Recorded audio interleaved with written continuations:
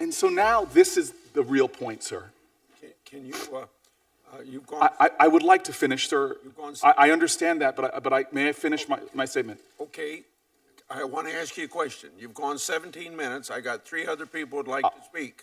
Sir, I understand that. I'm going to be closing my comments soon, and I'd like to continue. Are you willing to let 3 other people speak? Sir, I want to finish my comments, and you can let whoever speaks speak, sir. That's you're the chairman.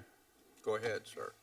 Mr. Chairman, He can take as much ahead. of my time as he wishes. So this nation now is watching, not in a partisan way. We just saw one Republican so offended because she knows Kavanaugh. This is not Democrats and Republicans watching. This is Americans watching right now to see what this body will do. This isn't about politics or partisanship. I will forever remember what Dr. Ford said when she came before us. She said she was performing her civic duty. She wasn't trying to destroy a man.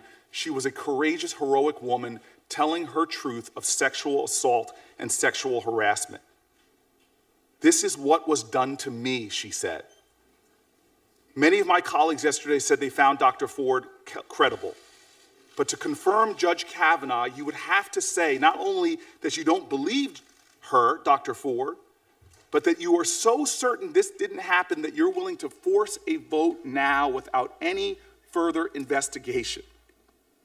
At best, this means you think somehow she was confused, that she doesn't really know what happened to her. Even though yesterday she told us that she remembers Brett Kavanaugh covering her mouth, seared into her memory, expressing fear at the time that he might accidentally kill her.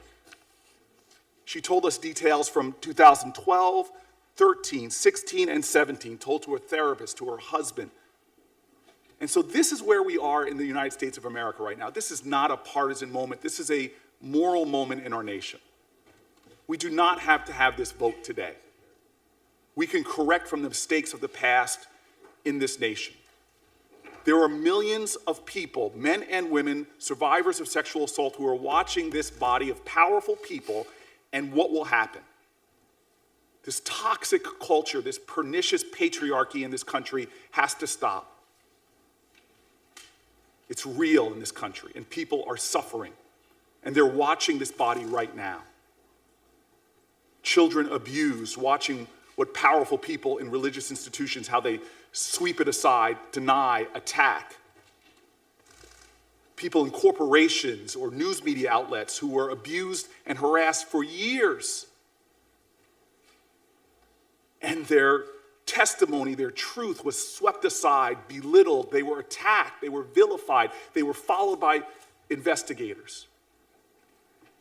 Millions are watching this body and how we act. Do we rush to a vote? Will we brush aside a credible witness's testimony? Will we belittle and attack credible testimony? Will we ignore credible testimony? Will we listen? Will we believe?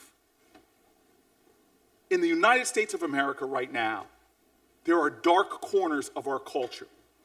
The Center for Disease Control reports 1 out of every 3 American women, 1 out of 3 American women will experience some form of sexual violence. 1 out of 6 men.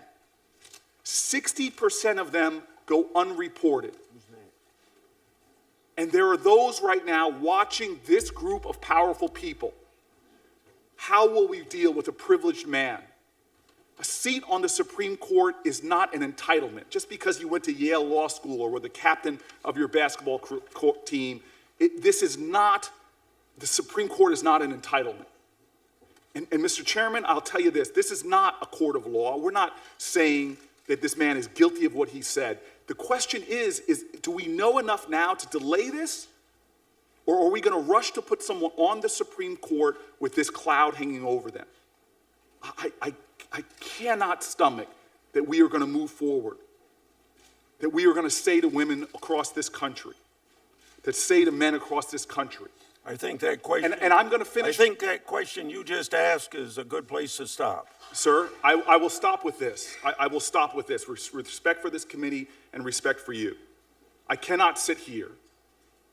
I cannot participate in what I know history is going to look back as a dark moment again, in the same way we look back at the Anita Hill, Clarence Thomas trials. I cannot participate in that. I conclude my remarks, sir. We should not brush aside her comments. We should not belittle her testimony. We should listen to her, we should listen to women, and we should thoroughly investigate this before moving forward. To do any other thing is to diminish the truth, diminish the issue of sexual harassment in this country, and to again relegate ourselves to what I believe is a dark, dark element of our society. With that, sir, I will leave. Senator Kennedy.